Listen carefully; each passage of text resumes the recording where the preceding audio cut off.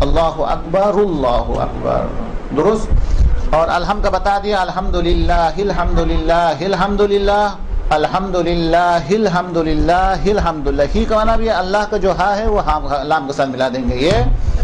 اور سبحان اللہ پڑھنے کا طریقہ سبحان اللہ سبحان اللہ سبحان اللہ. یہاں تو کوئی خاص مسئلہ نہیں ہے کیونکہ آگے ساکن نہیں ہے نا. سبحان اللہ سبحان اللہ سبحان اللہ سبحان اللہ سبحان اللہ سبحان اللہ. آپ بتائیں. ہاں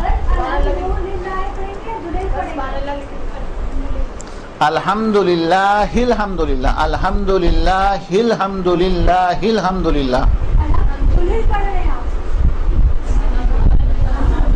الحمدللہ الحمدللہ الحمدللہ الحمدللہ الحمدللہ. کیا میں غلط پڑھ رہا ہوں؟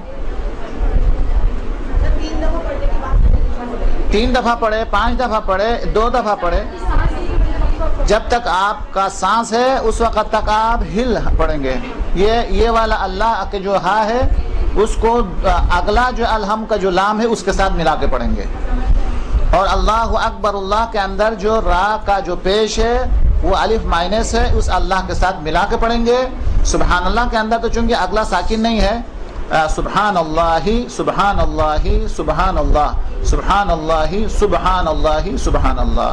یہ سارا مسئلہ کہاں سے کھڑا ہو گیا؟ کیونکہ تسبیح کیا نام ہے رکوع کے اندر جو ہے آپ کے لیے اختیار ہے کہ 3 دفعہ سبحان اللہ سبحان اللہ سبحان اللہ پڑھے یا 1 دفعہ سبحان ربی العظیم وبحمدہ پڑھے. درست ہے؟ تو سبحان اللہ سبحان اللہ سبحان اللہ رکوع کے اندر کیسے پڑھیں گے؟ یا تو یوں پڑھیں گے سبحان اللہ سبحان اللہ سبحان اللہ. یہ تو یہ ہو گیا. دوسرا طریقہ سبحان اللہ سبحان اللہ سبحان اللہ. کلیئر ہو گیا یہ بھی؟ اور کم سے کم 3 ہے، زیادہ سے زیادہ 5 پڑھے، 7 پڑھے، 10 پڑھے، 100 پڑھے، کوئی پابندی نہیں ہے. نیکی میں اضافہ، نماز کے اندر نیکی میں اضافہ کرنے کی کا اوپر کوئی پابندی نہیں ہے. جتنا 100 دفعہ بھی اگر سبحان اللہ پڑھے تو نماز کے اندر جو ہے بہتر سے بہتر ہے، کوئی اشکال نہیں ہے. کم سے کم 3 دفعہ پڑھنا چاہیے. یہ بھی کلیئر ہو گیا؟ دونوں پڑھے تو وہ تو بہتر ہے. احتیاط ہے، اس کو احتیاط ہے. اگر آپ کو یاد ہے تو میں نے کہا تھا کہ سب سے پہلے انسان کو مجتہد ہونا چاہیے. اگر مجتہد نہیں ہے تو پھر احتیاط کرنا چاہیے. یہ احتیاط میں آتا ہے، احتیاط. اچھا دوبارہ پڑھ لیتا ہوں، میں ذکر کو لکھ لیتا ہوں چونکہ مجھے شک رہتا ہے کہ دوسرا جو ذکر کبیر بولتے ہیں وہ کیا ہے؟ سبحان اللہ سبحان ربی اللہ نا. سبحان اللہ، وہ سبحان اللہ تو لکھ دینا، میں نہیں پتا، اس کو بھی لکھنے کی ضرورت نہیں ہے. سبحان ربی العظیم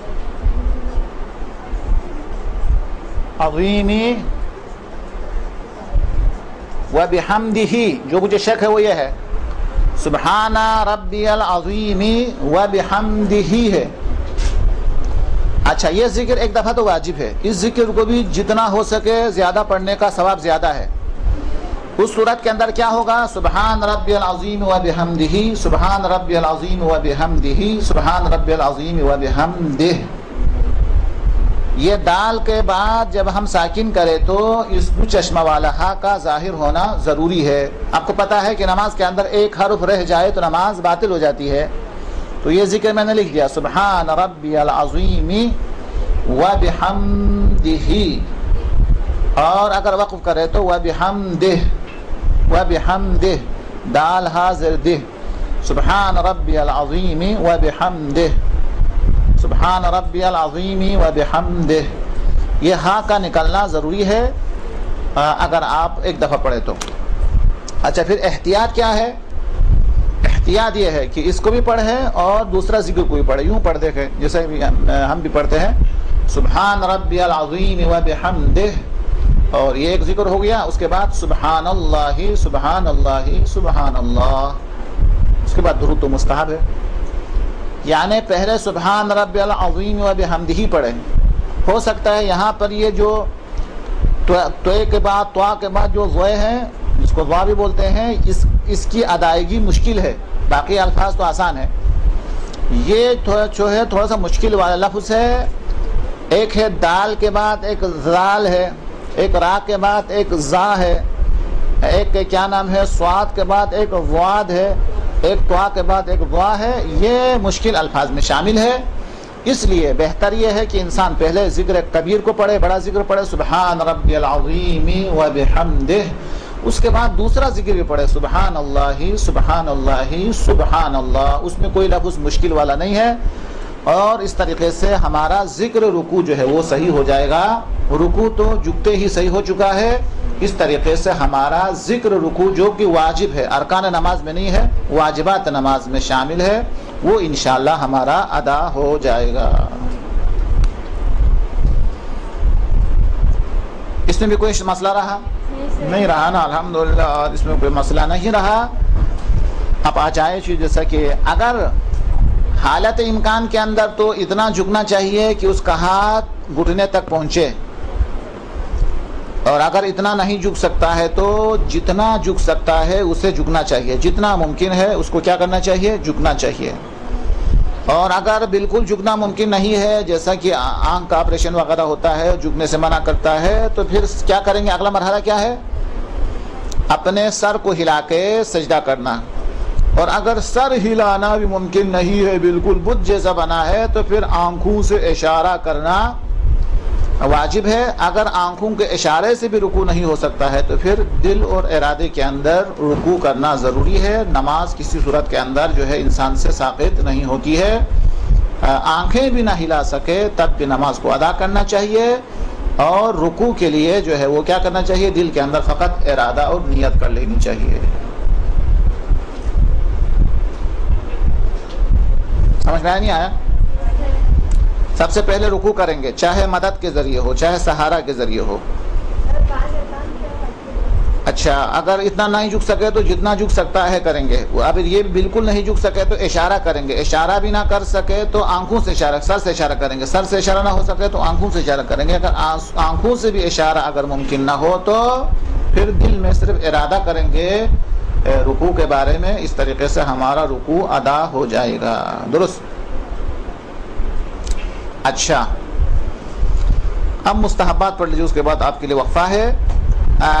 جب ہم جو ہے قرأت سے فارغ ہو جاتے ہیں، جب ہم قرأت سے فارغ ہو جاتے ہیں تو اس کے بعد جو اللہ اکبر پڑھتے ہیں، یہ تکبیر رکوع کے لیے ہے، رکوع میں جانے سے پہلے کی تکبیر ہے۔ سمجھ میں نہیں آیا؟ اگر ہم مستحبات رکوع اگر ہم پڑھنا شروع کریں تو پہلا مستحب کیا ہے؟ رکوع میں جانے سے پہلے تکبیر پڑھنا جو ہے وہ مستحب ہے۔ یہ بھی کلیئر ہو گیا؟ ہاں، ہاتھ اٹھانا چاہیے۔ اچھا، یہ شاید ذکر کیا تھا نہیں کیا تھا پتہ نہیں، نماز کے اندر صرف ایک تکبیر واجب ہے، وہ تکبیر الاحرام، اس کے علاوہ باقی تمام تکبیرات مستحب ہے، اور آخر میں جو 3 تکبیر پڑھتے ہیں وہ تو تعقیبات میں شامل ہے، وہ تو نماز میں ہے ہی نہیں ہے۔ السلام علیکم ورحمۃ اللہ وبرکاتہ، اللہ اکبر اللہ اکبر اللہ اکبر، تعقیبات میں شامل ہے، جس پر تسبیح تعقیبات نماز ہے۔ یہ 3 تکبیرات جو ہے نماز کا حصہ نہیں ہے، تعقیبات کا حصہ ہے۔ یہ بھی سمجھ میں نہیں آیا؟ یہ بھی نیا لگا آپ کو؟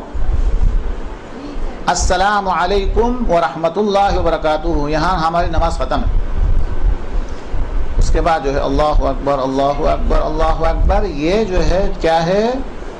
مستحبات نماز میں سے نہیں، یہ تعقیبات نماز میں ہے۔ تعقیبات نماز کے بعد جو چیزیں مستحب ہے، یہ اس میں کیا ہے؟ شامل ہے۔ تو مستحب کیا ہوا؟ تکبیر پڑھنا مستحب ہوا، رکوع میں جانے سے پہلے تکبیر مستحب ہے۔ دوسرا مستحب کیا ہے؟ مرد ہے تو رکوع کے اندر مرد ہے تو بالکل پاؤں کو گھٹنے کو پیچھے کی طرف لے جانا، اور خواتین ہے تو اس کو آگے کی طرف لے کے آنا تاکہ کم جھکنا پڑے، یہ مستحب ہے۔ یہ بھی سمجھ میں نہیں آیا؟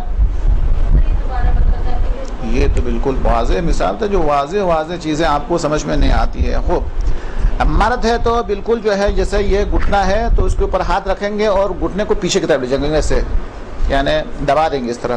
درست ہے؟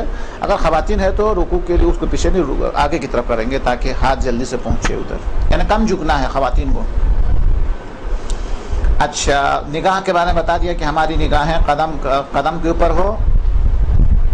اچھا، درود پڑھنا جو ہے وہ مستحب ہے، اور اس کے بعد رکوع سے سر اٹھانے کے بعد کیا مستحب ہے؟ واجب نہیں ہے یہاں، سمع اللہ لمن حمدہ، یہ مستحب ہے۔ اس کو پڑھ لیتا ہوں اور لکھ لیتا ہوں، بلکہ مجھے شک رہتا ہے زیادہ۔ اچھا، یہ مستحب ذکر ہے، مستحب ہے، عمدن چھوڑے، جان بوجھ کے چھوڑے تو کوئی مسئلہ نہیں ہے. تو جی ہاں جی ہاں جی ہاں. سمع اللہ، سمع اللہ الگ الگ پڑھنا ہے. سمع اللہ لمن حمیدہ، حمیدہ یوں ہے اصل میں. سمع اللہ لمن حمیدہ، سمع اللہ صحیح ہے. میں بالکل لکھنے پہ جو ہے میں بہت پیچھے ہوں. سمع اللہ لمن حمیدہ یہ ہے اصل میں. یہ سب کا سب ملا کہ عجیب سے بے معنی نہیں کرنا ہے. سمع اللہ لمن حمیدہ. اچھا حمیدہ ہے، اگر ہم ٹھہریں گے وقف کریں گے تو کیا پڑھیں گے؟ سمع اللہ لمن حمیدہ. حمیدہ دال ہا زبر دہ، سمع اللہ لمن حمیدہ. یہ مستحب ذکر ہے. ترجمہ کیا ہے اس کا؟ ہاں سنتا ہے. سنتا ہے کا مطلب قبول کرتا ہے. سنتا تو ہم بھی ہے، خدا قبول کرتا ہے. جیسے اردو میں بھی کہتے ہیں کہ فلان آدمی فلان اس کی بات سنتا ہے کا مطلب کیا ہے نا؟ قبول کرتا ہے، عمل کرتا ہے، اثر دکھاتا ہے. ہاں سمع اللہ خدا قبول کرتا ہے لمن اس شخص کو جو کہ حمیدہ، جو اس کی تعریف کرتا ہے، حمد کرتا ہے، اس کی حمد خدا سنتا ہے یا نہ قبول کرتا ہے. یہ بھی سمجھ میں نہیں آیا؟ یہ سمجھ میں آیا نا؟ یہ تو سمجھ میں آ گیا چونکہ وقفے کا ٹائم اور اسے جلدی جلدی سمجھ میں آ رہا ہے. مجھے اندازہ ہو رہا ہے کہ یہاں تک ہے رکوع کا مستحب ہے. یہاں تک رکوع کا مستحب ہے. رکوع کا مستحب کہاں سے شروع ہوا تھا؟ وَلَمْ يَكُنْ لَهُ كُفُوًا أَحَدٌ، یہ قرات کا حصہ ہے. اس کے بعد اللہ اکبر یہ رکوع کا حصہ ہے. ذکر رکوع میں جتنا زیادہ پڑھے وہ رکوع کے مستحبات میں شامل ہے. زانو وغیرہ، ہاتھ، نگاہیں، یہ سب رکوع کے مستحبات میں شامل ہے. جب ہم نے کہا سمع اللہ لمن حمیدہ، یہاں رکوع کے مستحبات ختم ہے. اس کے بعد جو اللہ اکبر پڑھتا ہے وہ ادھر سجدہ کے لیے ہے. ادھر کا ادھر مٹا کے چٹنی نہیں بنانا ہے. درست ہے، الگ الگ ہے. وہ جو اللہ اکبر سمع اللہ لمن حمیدہ کے بعد ہے وہ سجدہ کے لیے ہے. وہ اللہ اکبر سجدے میں جانے کے لیے ہے. سجدے کا تابع ہم نے ذکر نہیں کیا. انشاءاللہ وقفے کے بعد اللہ نے زندگی دی تو درست صلی اللہ علیہ محمد وعلیہ.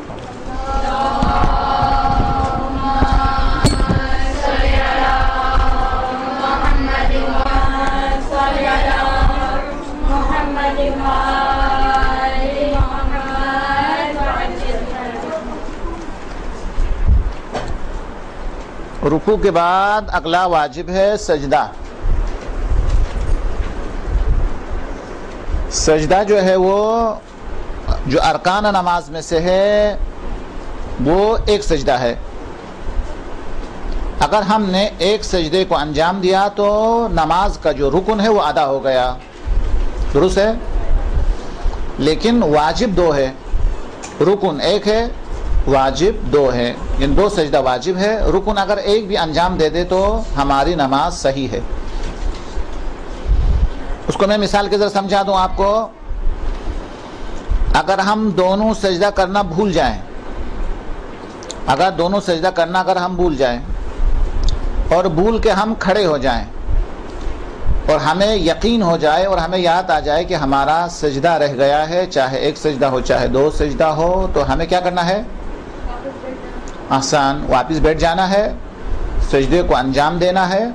اس کے بعد دوبارہ ہم کھڑے ہو جائیں گے. جو پہلے پڑھا ہے وہ بیکار ہے، دوبارہ ترتیب سے پڑھیں گے. درست ہے. لیکن اگر ہمیں یاد نہیں آیا، حتیٰ کہ سجدے رکوع میں اگلی رکعت کے رکوع میں جانے کے بعد ہمیں یاد آیا کہ پچھلی رکعت کے دونوں سجدے اگر رہ گئے ہیں، دونوں سجدہ اگر رہ گیا ہے تو پھر ہماری نماز باطل ہے. باطل کیوں ہے؟ چونکہ ارکان نماز میں خلل پیدا ہوا. ارکان نماز میں سے ایک سجدہ آنا چاہیے تھا، دونوں سجدہ رہ گیا ہے. اگلی رکعت کے رکوع میں ہم جا چکے ہیں. اگلی رکعت کے رکوع میں جانے کا مطلب یہ ہے کہ محل گزر گیا ہے، نماز ہماری باطل ہے. ہمیں دوبارہ شروع سے نماز پڑھنا پڑے گا. درست ہے. اگر ایک بھول جائیں اور رکوع سے پہلے یاد آئے تو ہمیں بیٹھنا ہے. لیکن اگر رکوع کے بعد یاد آ جائے اور یقین ہو جائے کہ خدا کی قسم ایک سجدہ اگر رہ گیا ہے تو اس صورت میں ہماری نماز صحیح ہے. نماز کے بعد پہلے سجدے کی قضا، نماز ختم ہونے کے بعد جو ایک سجدہ رہ گیا ہے اس کی قضا، اس کے بعد دو سجدے سہو، دو سجدے سہو، یہ دونوں کرنا پڑے گا ہمیں۔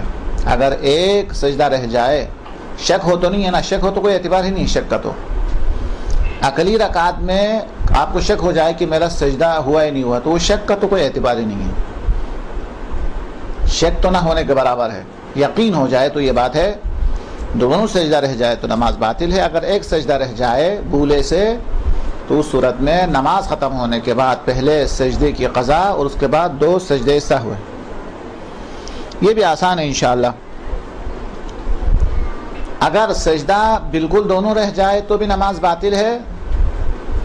اگر ہم نے یہ دو سجدہ کم ہے کہہ کر اور تیسرا سجدہ بھی کرے تب بھی نماز باطل ہے، زیادہ ہونے سے بھی نماز کیا ہے؟ باطل ہے۔ ایک سجدہ زیادہ ہو جائے تب بھی نماز باطل ہے۔ کلیئر؟ دو سجدہ سے زیادہ کا سجدہ کریں گے تو نماز کیا ہو جائے گی؟ باطل ہو جائے گی۔ درست؟ ابھی رہنے دے سجدہ کو۔ اچھا، اگلا مرحلہ۔ اچھا، جس طریقے سے رکوع کے اندر ہم نے بیان کیا تھا کہ رکوع الگ چیز ہے، ذکر بالکل الگ چیز ہے، سجدہ میں بھی ایسا ہی ہے، سجدے میں بھی ایسا ہی ہے۔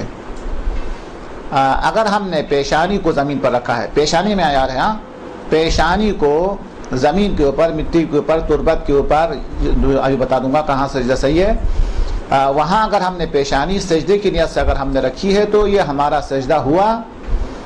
بعد میں ہمیں ذکر پڑھنا ہم بھول گئے، اگر ہم سر اٹھا لیتے ہیں تو ہمارا سجدہ ہو چکا ہے۔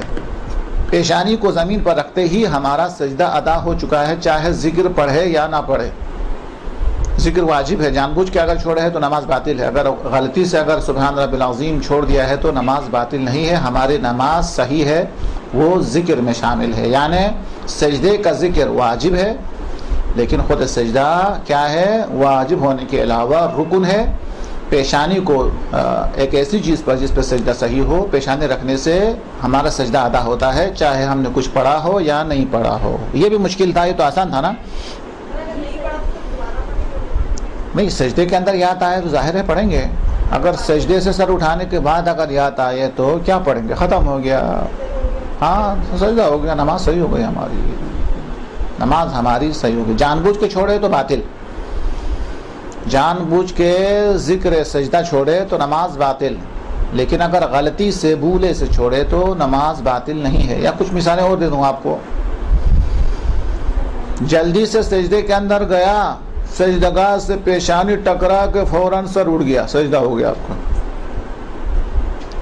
آپ دوبارہ پیشانی کو زمین پر نہیں رکھیں گے، آپ کا ایک سجدہ ہو چکا۔ سمجھ میں نہیں آیا؟ کہ پیشانی کے اوپر، سجدگاہ کے اوپر پیشانی رکھی، دانا نکلا ہوا تھا، درد سے اٹھا لیا، اچھا پھر سیدھے سجدہ ہو گیا۔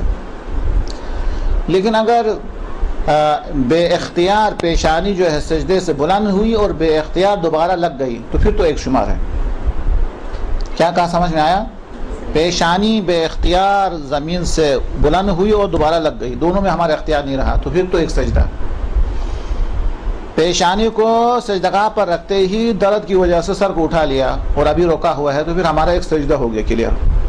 ہم نے کوئی ذکر پڑھا نہیں تھا۔ سمجھ میں نہیں آیا؟ یہ مسائل پیش آنے والے مسائل ہیں، اس لیے میں رک رک کے بتاتا ہوں۔ ہمارا سجدہ ہو چکا، پیشانی کا مٹی پر رکھتے ہی ہمارا سجدہ ادا ہو چکا، حالانکہ ہم نے ذکر پر نہیں پڑھا ہے۔ ہاں، اس کے بعد اگر زمین سے پیشانی اٹھ گئی بے اختیار اور اختیار کے بغیر دوبارہ لگ گئی تو پھر تو ایک سجدہ ہو گئی، دونوں ملا کے۔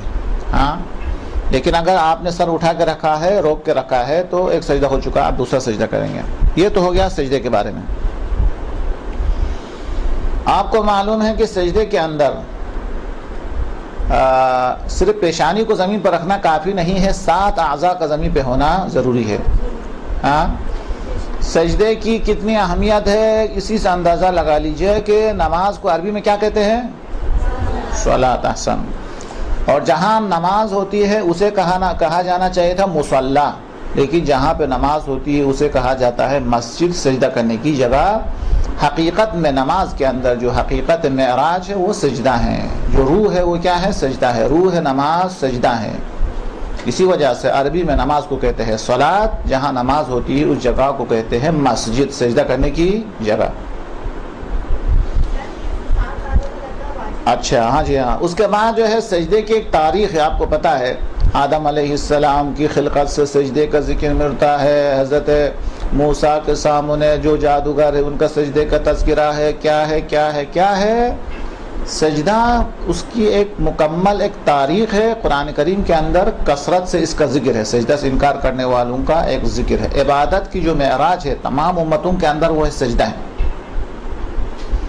اچھا سجدہ جو ہے وہ کیا ہے؟ ہر کام کے لیے ہے کہ اگر کوئی نعمت ملے تو بھی سجدہ، اگر کوئی بلا رفع ہو جائے تب بھی سجدہ. نماز سجدہ کا بغیر نماز نہیں ہوتی. سجدے کی ایک تاریخ ہے، سجدے کی ایک بہت بڑی اہمیت ہے. استجابت دعا کے حوالے سے سجدہ سب سے زیادہ خدا کے ساتھ نزدیک، خدا کے قرب حاصل کرنے کا جو آخری حالت ہے وہ سجدہ ہے. اب آج میں تھوڑا سا آپ کو سجدے کے بارے میں تھوڑا سا آپ کو بتا دیتا ہوں. خوب سجدہ جو ہے ان چیزوں کو سرنگون کرنا، زمین پر رکھنے کا نام ہے جس پر انسان کو غرور و تکبر ہو سکتا ہے، جس سے انسان کو غرور و تکبر ہو سکتا ہے. انسان کو غرور و تکبر حاصل ہے اپنے پاؤں کی حرکت پر، وہ زمین پر رکھیں گے. انسان کو غرور حاصل ہے اپنے ہاتھ کی طاقت پر، وہ بھی زمین پر رکھیں گے. انسان کو سب سے زیادہ غرور حاصل ہے اپنی فہم و فراست پر، یعنی عقل پر، اس کو مٹی پر رکھیں گے. درست ہے؟ یہ ہے سجدہ. کیونکہ سجدے کی فضیلت کیوں زیادہ ہے؟ اسی وجہ سے زیادہ ہے کہ ہر چیز کو خدا کے سامنے سرنگون کر دینا، ہر چیز کو خدا کے سامنے سرنڈر کر دینا. امام خمینی نے اچھی مثال سے بیان فرمایا ہے کہ جب بچہ بہت بڑا ہوتا ہے تو والدین کو فکر نہیں ہوتی، جہاں رہے، امریکہ میں رہے، یورپ میں رہے، کراچی کے جہاں رہے، چونکہ بڑا ہے اس کی کوئی فکر نہیں ہوتی والدین کو زیادہ. بچہ اس سے چھوٹا ہے تو اس صورت میں اس اسکول چھوڑنے کے لیے والدین جاتے ہیں، روڈ کراس کرنے کے لیے والدین جاتے ہیں، ہاتھ پکڑ کے لے جاتے ہیں. پھر بھی محتاج ہے لیکن محتاجی کم ہے. سب سے زیادہ محتاج وہ بچہ ہے جو گہوارے میں ہے. اس بچے کو سہارا دینا کافی نہیں ہے، وہ گود میں اس کو اٹھانا پڑتا ہے. ہاں اس کو گود میں اٹھاتے ہیں، یعنی جو بچہ بہت ہی چھوٹا ہو اس کو ہم گود میں اٹھاتے ہیں. امام خمینی فرماتے ہیں سجدہ اسی قسم کی ایک کیفیت کا نام ہے جو خدا کی بارگاہ میں انسان کہتا ہے کہ خدایا میں وہ بچہ نہیں ہوں کہ تو خیال نہ کرے اور میں زندہ رہ سکوں، وہ بچہ بھی نہیں ہوں جس کو فقط سہارا دینا پڑے، میں اس بچے کے مانند ہوں جو گہوارے کے اندر موجود ہے، مجھے اٹھانے کی ضرورت ہے. درست ہے؟ تو سجدہ جو ہے وہ جب اس طریقے سے ادا ہوتا ہے تو امام خمینی فرماتا ہے کہ وہ اس بچے کے مانند ہو جاتا ہے جو گہوارے میں ہے. اور جو بچہ گہوارے میں ہے اس کو فقط سہارا نہیں دیتا، انگلی نہیں پکڑتا، بلکہ ہاتھ پہ بلند کرتا ہے، تو خدا بھی اپنی رحمت کے ہاتھ پہ اس کو کیا کرتا ہے؟ بلند کر دیتا ہے. یہ سجدے کی کچھ تاریخ ہے. اچھا سجدے کا جو ذکر ہے وہ کیا ہے؟ یا تو 3 دفعہ وہی سبحان اللہ، کوئی بھی ذکر ہم پڑھ سکتے ہیں لیکن کم سے کم سبحان اللہ سبحان اللہ سبحان اللہ، یہ 3 دفعہ پڑھیں. یا تو اس کی جگہ پر جو ذکر کبیر ہے وہ کیا ہے؟ سبحان ربی الاعلی و بحمدہ. یہاں پر بھی وہی ہاں ہے، اس کو لکھنے کی ضرورت نہیں ہے. سبحان ربی الاعلی و بحمدہ، سبحان ربی الاعلی، اعلی یعنی الف اس کے بعد عین ہے، اعلی، سبحان ربی الاعلی و بحمدہ، جیسا کہ میں نے یہاں لکھا ہوا ہے اسی طریقے سے وہاں پر بھی ہے و بحمدہ، سبحان ربی الاعلی و بحمدہ، سبحان ربی العظیم و بحمدہ، اسی طریقے سے سبحان ربی الاعلی و بحمدہ. دال ہے اور دال کے بعد جو ہے دو چشمہ والا کیا ہے؟ ہاں ہے. اس ہاں کو بھی کیا کرنا ہے؟ ادا کرنا ضروری ہے. کلیئر ہے جی؟ کس کو؟ اس کو تو سبحان ربی الاعلی و بحمدہ، سبحان ربی الاعلی و بحمدہ، سبحان ربی الاعلی و بحمدہ، یہ 3 دفعہ 4 دفعہ جتنا پڑھ سکتے یا 1 دفعہ. اور سبحان اللہ سبحان اللہ سبحان اللہ، یہ بھی کیا ہے؟ مستحب ہے. کہ کیا نام ہے؟ 3 دفعہ سے زیادہ پڑھنا کیا ہے؟ مستحب ہے. 3 دفعہ سے زیادہ پڑھنا مستحب ہے، 3 دفعہ تو واجب ہے. کلیئر ہے یہ بھی؟ اچھا میں یہ بتا دوں کہ پتہ نہیں آپ کو بتایا تھا نہیں بتایا تھا، یہ سبحان ربی الاعلی و بحمدہ یہ ایک فرشتے کا ذکر ہے۔ عرش الہی پر ایک فرشتہ رہتا تھا، ایک فرشتہ ملک، معلوم ہے نا فرشتہ ملک، اس کے اندر قوت پرواز بہت زیادہ ہے، یعنی وہ زیادہ پرواز کر سکتا تھا، قوی طریقے سے پرواز کر سکتا تھا۔ ایک دن اس کو خیال آیا کہ میں یہاں ذکر پڑھا عرش کے نیچے بیٹھ کے، کاش مجھے موقع ملتا، خدا مجھے کچھ فرصت دیتا تو میں گھومنے پھرنے کا شوق پیدا ہوا، کہا یہ تھوڑا سا عرش الہی کو دیکھ لیتا، کتنا بڑا ہے کیا ہے کچھ دیکھ لیتا۔ دل میں خیال آیا، زبان سے کچھ کہا نہیں، خیال آیا کہ اگر اللہ مجھے اجازت دیتا تو میں عرش الہی کا نظارہ کرتا، دیکھ لیتا کہ یہ عرش الہی کتنا بڑا ہے۔ ظاہر ہے اللہ تبارک و تعالیٰ ارادے کو جانتا ہے، فرشتے جانتے ہیں تو اللہ تو بطریق اولا جانتا ہے۔ اس کو بھی میں تھوڑی سی مثال دے کر سمجھا دوں گا کہ مسئلہ تو ہے، نماز کے مسائل بہت زیادہ ہے لیکن یہ بھی ضروری ہے۔ فرشتے بھی جانتے ہیں، چوتھے امام سے سوال کیا کیسے جانتے ہیں؟ خدا تو جانتا ہے، فرشتے کیسے جانتے ہیں؟ اچھا کام کی نیت کرے تو فرشتے لکھ لیتے ہیں، برا کام کی نیت کرے تو فرشتے کو لکھنے کی اجازت نہیں ہے، لکھتا نہیں ہے۔ تو اس نے کہا کرے تو سمجھ میں آ جائے گا، فرشتہ سمجھے گا، لیکن کیا نہیں ہے، نیت کرے تو فرشتہ کیسے سمجھتے ہیں؟ تو چوتھے امام نے جو مثال دی ہے یاد ہے آپ کو؟ ارشاد فرمایا رات کی تاریکی میں اگر کوئی شخص وہاں سے گزر رہا ہے، سامنے کوئی باغ ہے تو وہاں کی خوشبو بتا دے کہ یہاں باغ ہے، آنکھوں سے کچھ نظر نہیں آیا ہے، درست ہے، اور یہ خوشبو یہ بھی بتا دے گی کہ کس قسم کا پھول یہاں موجود ہے۔ حالانکہ تاریکی میں کوئی باغ نظر نہیں آ رہا ہے، کوئی پھول نظر نہیں آ رہا ہے، خوشبو بتا دے گی کہ یہاں پھول ہے۔ امام نے ارشاد فرمایا جس طریقے سے رات کی تاریکی میں پھول کو دیکھے بغیر خوشبو سے پتہ چلتا ہے کہ یہاں پھول ہے، اسی طریقے سے انسان کوئی عمل کے بارے میں نیت کرتا ہے، ارادہ کر لیتا ہے، جسم کے اندر ایک خوشبو پھیل جاتی ہے، فرشتے خوش ہو جاتے ہیں، واہ واہ کیا خوشبو ہے۔ ہاں اس نے دیکھا نہیں ہے عمل کرتے وقت، لیکن نیت کا بھی ایک اثر انسان کے روح پر ہوتا ہے۔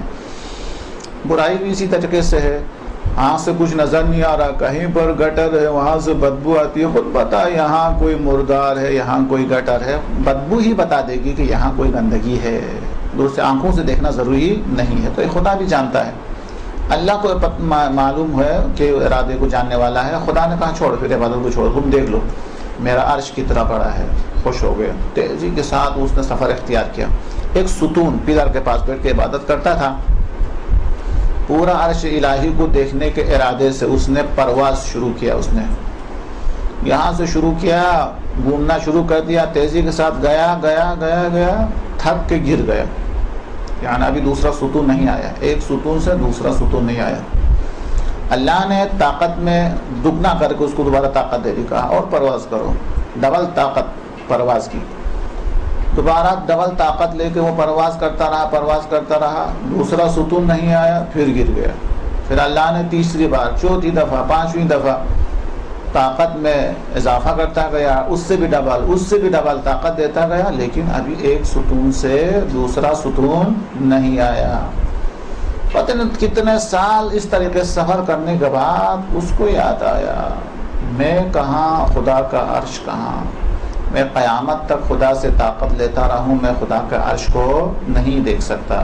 جیسا ہی اس نے اپنے عاجزی اور ناتوانی کا اس کو احساس ہوا، پھر وہ سجدے میں جانے کے بعد اس نے کہا سبحان ربی الاعلی و بحمدہ، میرا رب بہت اعلیٰ ہے، و بحمدہ میں اس کی حمد کرتا ہوں۔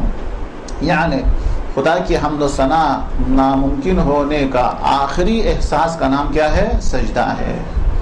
اسی وجہ سے عقل کو زمین کے اوپر رکھتے ہیں، ہاتھوں کو زمین پر رکھتے ہیں، پاؤں کو زمین رکھتا ہے، جس چیز سے انسان کو غرور ہو سکتا ہے وہ تمام کے تمام چیزیں زمین پر رکھ کے وہ کہتا ہے سبحان ربی الاعلی و بحمدہ، سبحان ربی میرا رب بہت کیا ہے، پاک و منزہ ہے، اعلی میرا خدا سب سے اعلی ہے، سب سے بلند ہے، درست، و بحمدہ اور میں اس کی کیا کرتا ہوں، حمد کر لیتا ہوں۔ کافی ہے سجدے کے بارے میں، جلے یہ ہو گیا۔ اگر جو ہے وہ سجدے کے اندر تو اچھا ایک بتانا بھول گیا تھا، سجدے کے اندر ہتھیلی کا زمین پر لگنا واجب ہے، اکثر اوقات ہاتھ کو اس طریقے سے بند کر کے ایسا سجدہ کرے تو وہ سجدہ صحیح نہیں ہے. ہاتھوں ہتھیلی کا زمین پر لگنا، ہتھیلی سمجھتے ہیں نا، ہتھیلی، یہ ہتھیلی کو زمین پر رکھنا واجب ہے. انگلیاں زمین پر ہو کافی نہیں ہے. کلیئر؟ گھٹنے بھی زمین پر اسی صورت میں گھٹنا زمین پر لگے گا سجدگاہ تھوڑا سا دور ہو. سجدہ اگر بالکل نزدیک رکھا ہوا تو گھٹنا اٹھتا ہی نہیں ہے، وہ بھی تھوڑا سا وقفہ ہونا، تھوڑا سا فاصلہ ہونا چاہیے سجدگاہ اور گھٹنے کے درمیان میں. یہ بھی کلیئر؟ انگلی میں جو پاؤں کے جو بڑی انگلی ہے اس کا زمین پہ ہونا ضروری ہے. ناخن رکھے بیکار ہے. ناخن کا دوسرا والا حصہ جو اس طرف رکھے تو سجدہ باطل ہے. بالکل جو ہے کیا نام ہے، انگوٹھے جو ہے زمین پہ لگنا چاہیے، صرف ناخن لگنا کافی نہیں ہے. بڑا انگوٹھا جو ہے پاؤں کا جو بڑی جو انگلی ہے اس کا زمین جو ہے زمین پہ لگنا کیا ہے، ضروری ہے. کلیئر؟ اور اگر کسی وجہ سے وہ نہیں لگا سکتے ہیں تو جتنا ممکن ہے وہ زمین کے اوپر رکھنا. تو 7 اعضاء کا زمین پر رکھنا واجب ہے. یہ سجدے کے اندر جو ہے واجبات میں سے شامل ہے. اگر ظاہر ہے کہ کیا نام ہے، اگر جو ہے وہ اس طرح نہیں جھک سکے تو پھر کیا کریں گے؟ ظاہر ہے کہ سجدگاہ کو بلند کر کے اپنی پیشانی پہ رکھیں گے اور اس طریقے سے سجدہ کریں گے. ممکن ہے جیسا کہ جہاز میں ہے، ریل کے اندر موجود ہے، گاڑی کے اندر موجود ہے، جہاز میں لمبے سفر پہ جا رہا ہے اور وہ سجدہ کرنا اس کے لیے ممکن نہیں ہے تو پھر کیا کریں گے؟ سجدگاہ کو اٹھا کے پیشانی کے اوپر رکھیں گے، اس طریقے سے نماز پڑھیں گے. اور اگر ممکن ہو تو کوئی ٹیبل وغیرہ رکھیں گے. در نتیجہ ٹیبل رکھنے کی وجہ سے پیشانی کو ٹیبل پہ رکھیں گے اور ہتھیلیاں بھی اپنی جگہ پر ہوگی اور انگوٹھے بھی صحیح طریقے سے زمین پر ہم رکھ سکیں گے. جو لوگ سجدہ نہیں کر سکتے ہیں وہ اس طریقے سے سجدہ کریں گے. کلیئر؟ یہ بھی ہاں کیا؟ جیسا کہ اگر کوئی شخص سجدہ نہیں کر سکتا ہے، معذور ہے، آنکھوں کا آپریشن ہو چکا ہے، یا خدا نہ کرے، خدا دشمن کو بھی نہ کرے، کمر درد ہے، اس طریقے سے گھٹنے کے درد ہونے کی وجہ سے سجدے میں نہیں جا سکتا ہے تو جس طریقے سے میں بیٹھا ہوں الحمد سورہ پڑھ سکتے ہو، کھڑے ہو کے پڑھیں گے، رکوع نارمل کریں گے. سجدہ کے لیے وہ کرسی پر بیٹھیں گے، سامنے کوئی ٹیبل وغیرہ ہے اس کے اوپر وہ پیشانی کو رکھیں گے، ہتھیلی بھی اسی کے اوپر رکھیں گے اور گھٹنا تو نہیں رکھ سکتا ہے. پاؤں کے جو انگوٹھے ہیں جو زمین پر رکھنا واجب ہے وہ بھی کیا کریں گے؟ وہ رکھیں گے. جیسا ممکن ہے اسی طریقے سے سجدہ کریں گے. اور اگر یہ بھی ممکن نہیں ہے تو سر سے اشارہ کریں گے، یہ بھی ممکن نہیں ہے تو آنکھوں سے اشارہ کریں گے، یہ بھی ممکن نہیں ہے تو دل کے اندر ارادہ کریں گے، جس طریقے سے رکوع کے بارے میں ہم نے بتا دیا تھا. کلیئر؟ ہاں ایسا ہی کرنا چاہیے. جی ہاں جی، اگر یہ بھی ممکن نہیں ہے جیسے جہاز وغیرہ میں تو اس صورت کے اندر سجدگاہ کو اٹھا کے پیشانی پہ رکھیں گے اور اس طریقے سے ہم کیا کریں گے؟ سجدے نماز کو ادا کریں گے.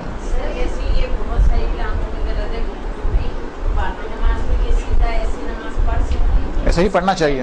جی ہاں ایسا ہی پڑھنا چاہیے، جیسا ممکن ہے اسی صورت میں نماز پڑھنی چاہیے. نماز کو قضا کرنے کا حق کبھی بھی نہیں ہے. ہاں نماز واجب کے احکام بتا رہے ہیں ہم. نماز واجب کے علاوہ مستحب نماز وغیرہ، چاہے زیارت کی نماز ہو، چاہے حاجت کی نماز ہو، چاہے نماز شب ہو، چاہے ظہرین کی نماز ہو، یہ تو حالت اختیاری میں بیٹھ کے بھی پڑھ سکتے ہیں. اور اگر بیٹھ کے بھی نہیں ہے، چلنا ہے تو وہ ویسے ہی پیدل چلتے چلتے بھی پڑھ سکتے ہیں. وہ اس میں بھی یہی صورتحال ہے. پیشانی کے اوپر جو ہے وہ سجدہ کو رکھیں گے اور وہ بلند کر کے وہ دعا پڑھیں گے جو سجدے کے اندر پڑھنے کا حکم ہے. درست ہے سجدہ. جی جی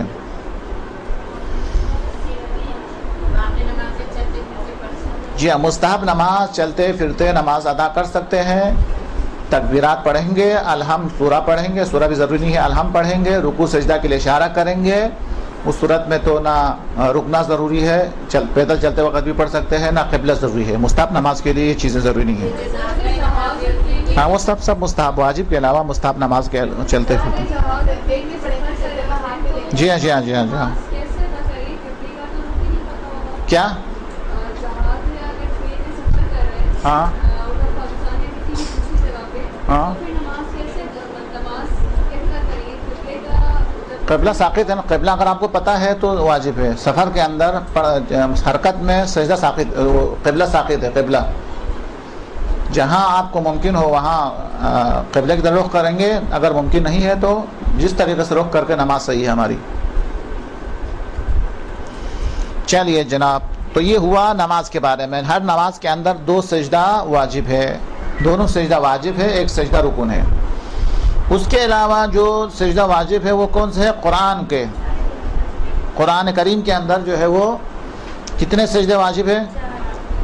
4 سجدہ واجب ہے۔ بتا دیجئے تاکہ ایک دو کو پتہ نہ ہو تو، کون کون سے سورہ میں، کون کون سے پارے میں؟ ایک منٹ، ایک تو 21واں پارہ ہے، سورہ کا نام کیا ہے؟ الف لام سجدہ۔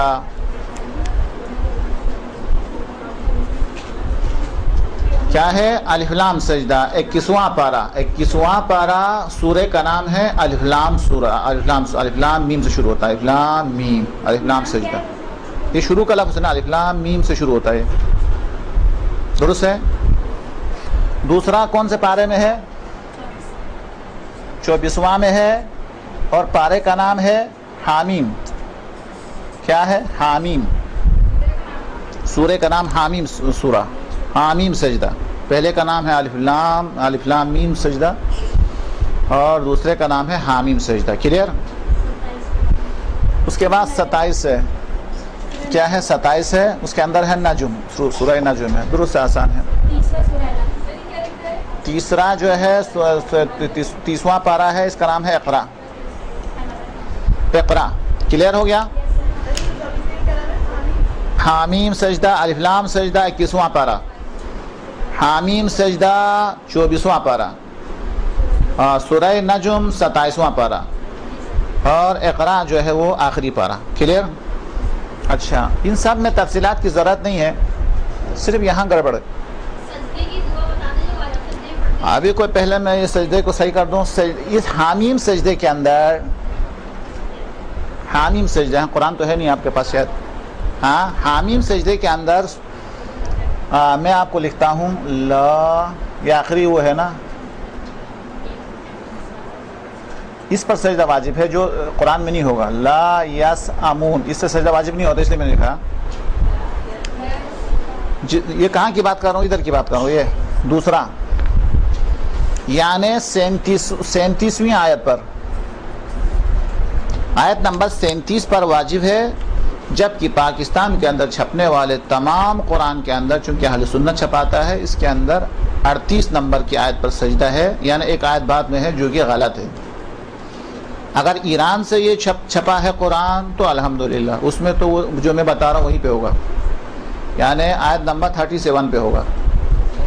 جو نشان سجدے کے جو نشان ہے نا، سجدے کا جو نشان ہے وہ 37 پہ ہوگا، جو صحیح ہے۔ لیکن ہم یہاں پہ وہ قرآن پڑھتے ہیں جو تاج کمپنی چھپاتا ہے، پتہ نہیں کون کون سی کمپنیاں چھپاتی ہے، وہ پڑھتے ہیں جو سنی ہے اکثر سب۔ ان تمام میں 38 نمبر پر، یعنی 38 پر، یعنی ایک آیت بعد کے اندر جو ہے نشان لگی ہوگی، وہ غلط ہے، یہ صحیح ہے، درست ہے؟ کیا کہا؟ سمجھ میں آیا نہیں آیا؟ الف لام میم یہ جہاں ہے وہی صحیح ہے، شیعہ سنی کوئی فرق نہیں ہے۔ نجم میں تو آخر میں ویسے بھی فرق نہیں، اقرا میں بھی کوئی فرق نہیں ہے۔ جو فرق ہے وہ حامیم سجدے میں ہے، 24واں پارہ میں ہے، ایک آیت پہلے سجدہ کرنا چاہیے۔ پاکستان میں چھپنے والے قرآن کے اندر نشان جو ہے وہ ایک آیت بعد میں ہے۔ یہ بھی سمجھ میں نہیں آیا؟ ہاں جلدی سمجھ میں آ گیا۔ اور کیا بتاؤں، یہاں پہ سجدہ جو ہے وہ واجب ہے۔ یہ والا سجدہ جس کے لیے نہ قبلہ شرط ہے، نہ کوئی بھی شرائط نہیں ہے اس میں لیے، بس اتنا شرط، کچھ بھی شرط نہیں ہے، صرف یہ ذکر بھی واجب نہیں ہے، نیت کے ساتھ اپنی پیشانی کو زمین پر رکھنا واجب ہے۔ اس کے لیے جو ہے کوئی ذکر بھی مخصوص نہیں ہے، اگرچہ توضیح کے اندر ایک ذکر مستحب ہے، لا الہ الا اللہ حقا حقا، لا الہ الا اللہ ایمانا و تصدیقا، توضیح مسائل کے اندر ملے گا۔ یہ ذکر مستحب ہے، واجب کوئی ذکر نہیں ہے، چاہے ہم پڑھیں تب بھی واجب ہے، چاہے ہم اس کی تلاوت سنیں تب بھی واجب ہے، ہاں حتیٰ کہ نماز کے اندر بھی اگر ہم اس کی تلاوت سنیں تو اشارہ کر کے سجدہ کرنا ضروری ہے، بس کافی، اس سے زیادہ نہیں۔ اچھا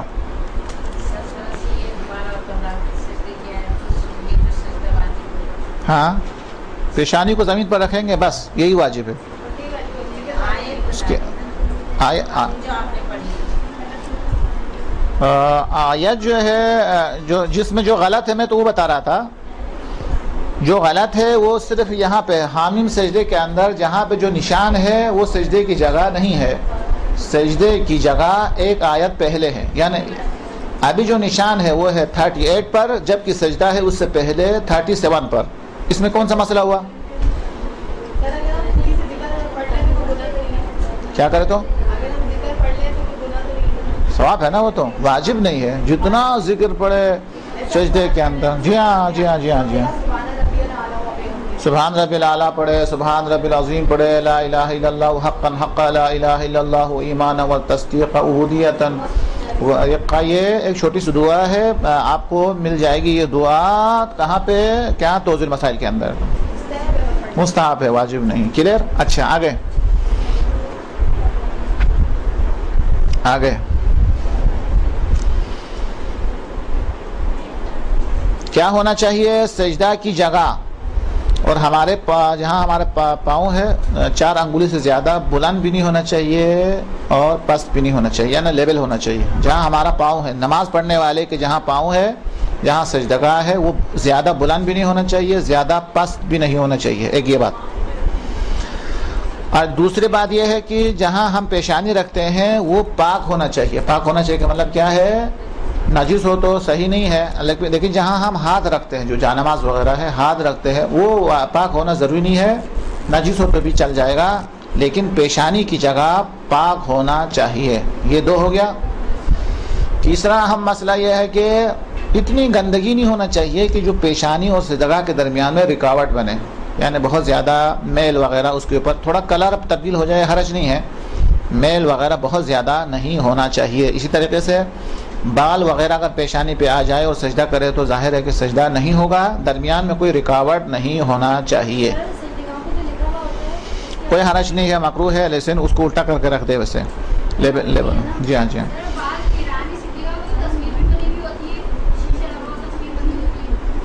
ہاں کوئی بس مطلب اس کے اوپر سجدہ کا شیشے پہ تو سجدہ نہیں ہو سکتا، الٹا کر کے رکھنا پڑے گا. خوب سجدہ کیا پیشانی کے پوری پیشانی پر کہیں پر بھی سجدہ صحیح ہے. اگر پیشانی پر ممکن نہیں ہے تو سجدہ شکر کے اندر جو ہم استعمال کرتے ہیں پیشانی کے دونوں طرف، وہاں پہ سجدہ کریں گے اگر ممکن نہ ہو تو. اچھا اس کے بعد پہلا مرحلہ جو ہے پیشانی کے بعد دائیں بائیں والا حصہ ہے. اس کے بعد جو ہے وہ تھوڑی جیسے اس کو اگر وہاں ممکن نہیں ہے تو یہاں پہ سجدہ ہے، اگر یہاں ممکن نہیں ہے تو چہرے کے کہیں بھی ممکن ہو وہ سجدگاہ کے اوپر رکھنا واجب ہے، حالت کیا نام ہے مجبوری کے اندر. اچھا پھر سجدگاہ کیا ہونی چاہیے کیا نہیں ہونا چاہیے؟ اچھا جی جی جی. سجدگاہ جو ہے وہ کیا نام ہے سب سے زیادہ ثواب جس کے اندر انسان کو 7 حجاب ہٹ جاتا ہے، درجات بلند ہو جاتا ہے، وہ ہے امام حسین علیہ السلام کی تربت. امام حسین علیہ السلام کی تربت کا سب سے زیادہ ثواب ہے. ایک تو یہ ہو گیا. جی جی رنگ بدلنے سے کوئی حرج نہیں ہے، کوئی چیز رکاوٹ نہیں آنا چاہیے اس کے اندر. یعنی جی سجدگاہ تو بتا دیا نا، ترتیب بتا دی میں نے. سجدگاہ سب سے زیادہ پہلے پیشانی پر، اگر پیشانی پہ ممکن نہیں ہے تو دائیں بائیں، یہ بھی ممکن نہیں ہے تو اگلا مرحلہ تھوڑی کے اوپر، یہ اس کو سجدگاہ کے اوپر رکھنا ہے. اگر یہ بھی ممکن نہیں ہے تو پھر چہرے کا کوئی بھی حصہ اس کو مٹی کے اوپر رکھنا ہے. پٹی وغیرہ باندھی ہوئی ہے تو یہی طریقہ تھا تو میں نے آپ کو اشارہ کیا. آپ کو خوب خاک کے تربت سب سے بہتر ہے. اور سجدہ کس چیز پہ ہوتی ہے؟ ہر وہ چیز جو مٹی ہو یا مٹی سے نکلنے والی چیز ہو، خارج ہونے والی چیز ہو، نباتات وغیرہ، شرط کہ انسان کی خوراک نہ ہو، انسان کی غذا نہ ہو. یعنی جن چیزوں پہ سجدہ صحیح نہیں ہو کیا ہے؟ وہ چیزیں ہیں جو انسان کی غذا ہے یا انسان کی پوشاک ہے جس سے انسان لباس بناتا ہے وہ، اور یا انسان کی جو ہے وہ، یا بہت زیادہ قیمتی معدنیات ہے جیسے عقیق ہے، جیسے کہ سونا ہے، جس طریقے سے چاندی ہے، جو بہت قیمتی معدنیات ہے. ان 3 چیزوں پہ سجدہ نہیں ہوتا. کلیئر؟ یعنی جو انسان کے ملبوسات میں شامل ہے اس پہ سجدہ نہیں ہوتا، جو انسان کے معقولات و خوراک میں شامل ہے اس پہ سجدہ نہیں ہوتا، انسان کے خوراک، اور تیسری چیز جو ہے وہ معدنیات. یہ 3 چیزیں ہیں جس پہ سجدہ نہیں ہوتا. باقی مٹی پر سجدہ صحیح ہے، پتھر پر سجدہ صحیح ہے، وہ گھاس وغیرہ جو انسان نہیں کھاتا حیوانات کھاتے ہیں اس پر بھی سجدہ صحیح ہے، پتوں پر بھی وہ پتے جو انسان نہیں کھاتے حیوانات کھاتے ہیں اس پر بھی کیا ہے سجدہ صحیح ہے، ان تمام چیزوں پہ جو ہے وہ سجدہ صحیح ہے۔ قالین وغیرہ حالت مجبوری میں تو صحیح ہے، حالت اختیاری کے اندر قالین وغیرہ پہ سجدہ نہیں ہو سکتا ہے۔ جی ہاں، کھانے والی کوئی چیز جو انسان کی غذا میں شامل ہو، خوراک میں شامل ہو، اس پہ نہیں ہوتا ہے۔ تو تین چیزیں بتا دی نا، انسان کے جو خوراک ہے، انسان کی جو پوشاک ہے اور معدنیات ہے، ان تینوں پہ نہیں ہوتا ہے۔ اس پہ بھی جائز ہے، پھل فروٹ کھانا کی چیزوں اس پہ سجدہ صحیح نہیں ہے، کیلے پہ سجدہ کرے، سیب کے اوپر سجدہ کرے، آم پہ سجدہ کرے، غلط ہے۔ پھلوں کے پتے انسان نہیں کھاتے ہیں اس پہ کرتے ہیں، اس پہ سجدہ ہو سکتا ہے۔ کلیئر؟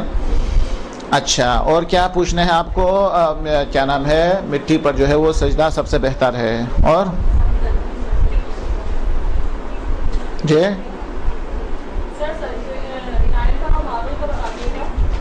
ٹائر اور ماربل وغیرہ خود تو پتھر ہے، اس پہ صحیح ہے۔ جی ہاں جی ہاں، سب کو صحیح ہے، اگر بشرط ہے کہ اس کے اوپر ایسی پالش ہو، اگر ہو گئی ہو جو کیا نام ہے بہت وہ بنے، صرف کلر نہ بدلے بلکہ جیسے کیک کور جیسا لگ جائے، مادہ ہو اور بالکل حائل ہو جائے پیشانی اور پتھر کے بیچ میں، پھر تو اشکال ہے۔ لیکن اگر پالش نہ ہو، ایک نارمل حالت کے اندر سنگ مرمر پر بھی جائز ہے، باقی پتھر سب اقسام پتھر سب پر سجدہ جائز ہے۔ کیا آسان؟ اگر بچے جو ہے وہ سجدگاہ اٹھا کے لے جائیں تو پھر کس پہ آپ کو کرنا ہے؟ تو اس صورت میں کارپیٹ کے اوپر بھی سجدہ جائز ہے، ٹیشو وغیرہ بہتر ہے، کاغذ اس کے بعد والا مرحلہ ہے، پھر اس کے بعد جو ہے قالین پر بھی سجدہ ہو سکتا ہے، قالین پر بھی ہو سکتا ہے، لیکن ٹیشو وغیرہ پر پہلے ہی سے جائز ہے، ٹیشو پہ۔ ہاں ہاں ہاں، کاغذ ہے تو اس کے بعد اگلا مرحلہ کاغذ کا ہے، اگر کاغذ بھی نہیں ہے تو کارپیٹ پر بھی سجدہ صحیح ہے، نماز وہی کارپیٹ سب پہ صحیح ہے۔ اس کے بعد پھر ہاتھ کے پش پر بھی صحیح ہے، اگر یہ سب نہ ہو تو ہاتھ کے یہ والا پش پر بھی صحیح ہے، اگر کوئی چیز ممکن نہیں ہے تو۔ چٹائی تو ایسا ہی صحیح ہے، چٹائی پہ تو آپ کے پاس سجدگاہ ہونے کے باوجود بھی تربت کو جیب میں رکھ کے چٹائی پہ سجدہ کر سکتے ہیں۔ چٹائی البتہ وہ نہ ہونا، جیسے چٹائی تو ہوتی جو ڈائریکٹ جو گھاس سے باندھتی ہے، وہ والی چٹائی پہ سجدہ صحیح ہے۔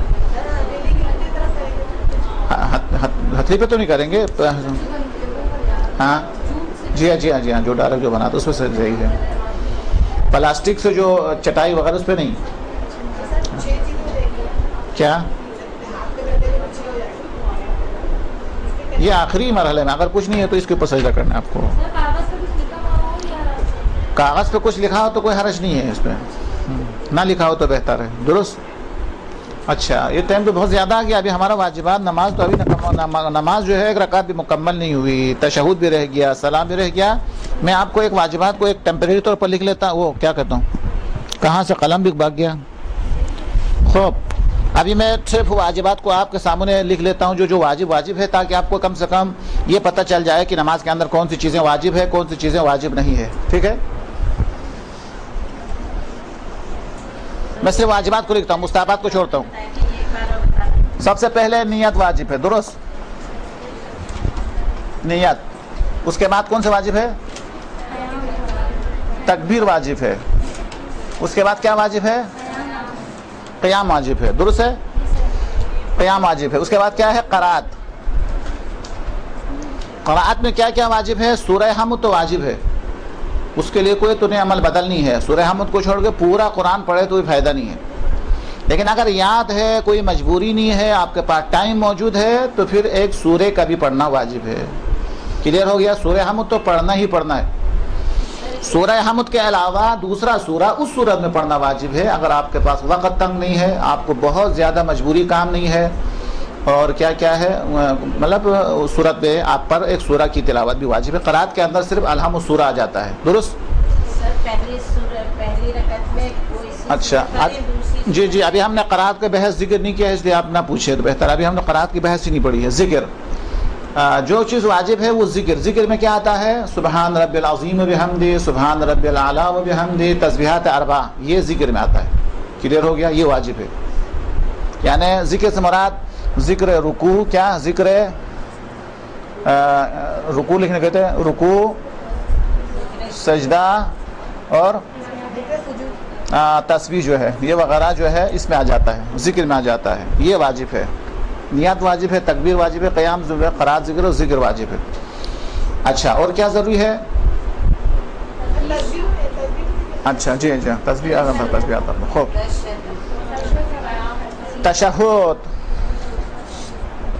تشہد واجب ہے، سلام واجب ہے، اس کے علاوہ ترتیب واجب ہے. ابھی ہم نے یہ نہیں پڑھا ہے، ترتیب واجب ہے. اور موالات آگے پورا میرے خیال میں 1 2 3 4 5 6 7 8 9 ابھی رہ گیا. پھر سجدہ اور رکوع ہو گیا. رکوع نہیں ہوا. ابھی دیکھو نیت، ابھی سنو نیت، تکبیرۃ الاحرام، قیام، قراءت، ذکر، تشہد، سلام، ترتیب، موالات. اس سے بھی زیادہ آواز نہیں. سلام، ترتیب، الٹا پورا ترتیب واجب ہے. موالات اس کی بحث نہیں آئی ہے. سجدہ یہ اس کا ذکر آ چکا ہے. رکوع یہ 11 ہو چکا ہے.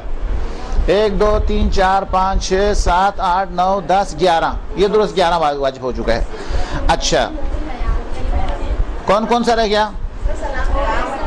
یہ کیا ہے سلام؟ ہاں جو ہم نے نہیں پڑھا ہے کون سا رہ گیا؟ یہ ابھی ہم نے قرات کا ذکر، قرات کی بحث نہیں پڑھی. ذکر کو بھی ہم نے صحیح سے نہیں پڑھا ہے. تشہد بھی ابھی ہم نے نہیں پڑھا ہے. سلام ہم نے نہیں پڑھا ہے. ترتیب کا ذکر بھی ہم نے نہیں پڑھا ہے. موالات بھی ہم نے نہیں پڑھا ہے. یہ ہم نے نہیں پڑھا اس لیے ہم اس کا سوالات کے جوابات نہیں دیتے ہیں. درست ہے. صرف نیت، تکبیر، قیام اور سجدہ اور رکوع یہ پڑھا ہے. ذکر کا کسی حد تک بیان آیا ہے، باقی احکام ہم نے نہیں پڑھے ہیں. درست. اچھا تو ابھی آج کے بحث کے اندر، درس کے اندر آ چکا ہے قنوت جو ہے واجب نہیں ہے. ایک تمام تکبیرات واجب نہیں ہے تکبیر احرام کے علاوہ. 2 رکوع سے سر اٹھانا واجب ہے لیکن سمع اللہ لمن حمدہ یہ بھی واجب نہیں ہے. سجدے سے سر اٹھانا واجب ہے لیکن استغفر اللہ ربی واتوب الیہ یہ واجب نہیں ہے. سر اٹھانا واجب ہے لیکن استغفر اللہ ربی واتوب الیہ دونوں سجدے کے بیچ میں پڑھتے ہیں یہ بھی واجب نہیں ہے. اور کھڑے ہوتے وقت بحول اللہ وقوتہ اقوم واقعود بھی میں بعد میں لکھوا لوں گا یہ بھی واجب نہیں ہے، مستحب ہے. تسبیحات 4 1 دفعہ واجب ہے، باقی 2 دفعہ پڑھنا مستحب ہے. قنوت بھی مستحب ہے. اور سلام کے اندر بعد میں پڑھیں گے کہ صرف ایک سلام واجب ہے، السلام علیکم ورحمۃ اللہ وبرکاتہ. پہلا والا سلام مستحب ہے. تشہد تو تقریباً پورا واجب ہے. تشہد کے اندر کوئی خاص مستحب نہیں ہے، وہاں درود بھی واجب ہے. ایک صلوات پڑھ محمد و آل محمد کے